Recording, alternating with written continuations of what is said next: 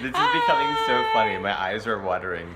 Usually we're like a one-take couple, yeah. and this time it's like a take 10. So here we go. Yeah, so here we go. We're in Oakland. Hello. The East Bay is amazing. For those of you guys who have not been to the Bay Area and come to the East Bay out of San Francisco, you got to come out. Jacqueline Square. I can take a boat over. You can go up to Lake Merritt. We invited some friends of ours from the San Francisco to come over, and they loved it. Yeah, everybody's surprised. Great farmers market, great things to do, a fantastic theater. Yeah. Lake Merritt is just phenomenal. And we're only blocks away from Blue Bottle Coffee, Blue Bottle. which if you're a coffee nerd, you probably know about them, but they're really amazing.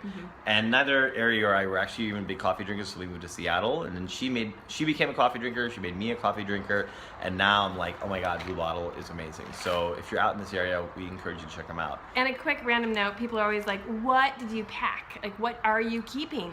Yeah. And since you're packing so light, and so one of the things that I have to admit that I'm keeping is an amazing AeroPress. AeroPress fits in a Ziploc bag, and that's it. That's This really is it.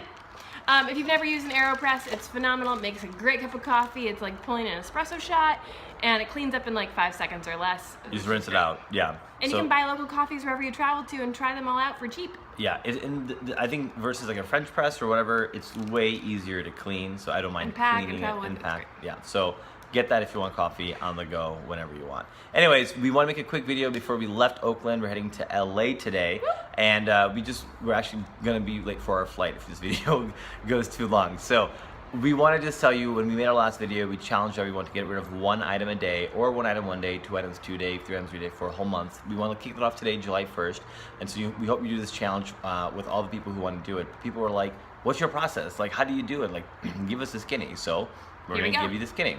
My main thing that I look at is I look around the home and I look at things that just aren't getting utilized, whether they're beautiful scarves, little trinkets, pieces of clothing, and I know that they're there, but I haven't really used it in 4 months or something like that. I think about who can I gift this to who might really love it, or how can I just donate this to Goodwill so I know that somebody will wear it over and over again a lot. And for me, I like to choose a section of the house, maybe a closet or half a closet to do in a day, and I put things into different piles. So it'll be a bag for donation, a bag for gifting, and a bag for like, I don't know if I'm gonna keep this or not. I'm on the fence, which usually turns out to be no, and I'm not gonna keep it. And the other one for I definitely need to keep.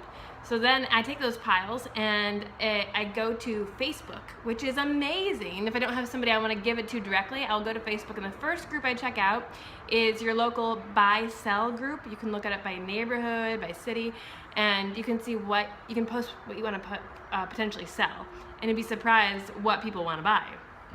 And there's also another group called Buy Nothing, and it's done by neighborhoods. You can say like Columbia City Buy Nothing group, and they will have tons of folks who want to take and use your things, and you'll be surprised by how much they adore the stuff that you were like, I thought this was junk, and you're like, I've been looking for this for like 5 years. Yeah, and it lets things live on, and like it's awesome, like not having to throw things away or just get rid of them. People can really find meaningful homes for them. So just go to your Facebook, go to search, put in Buy Nothing or Buy Sell.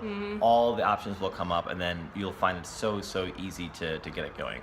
And then the final thing that I want to talk about was sentimental items, because these are a little bit tougher to get rid of. We did our final round getting rid of some of these things, and Ari introduced me to this woman's work who I really appreciate, called Marie Kondo.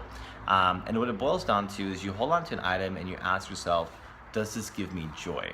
And what I found was a lot of the stuff that I was holding on to that I thought had sentimental value or whatever actually gave me stress, because a lot of it was, okay, one day I'll do this and put it into an art project, or one day I'll read this stack of sailing magazines or whatever.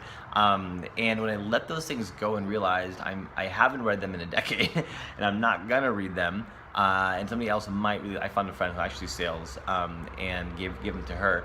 You know, stuff like that, it gave those things meaning, and it gave me freedom. So that's what we want for all you guys, is freedom to not have those things. So ask yourself, when you look at an item, does it give me joy, or am I just holding on to it because of some other reason. Really great way to navigate. Oh my gosh, this weekend is Independence. I mean, this week is Independence. Oh, so good. Freedom.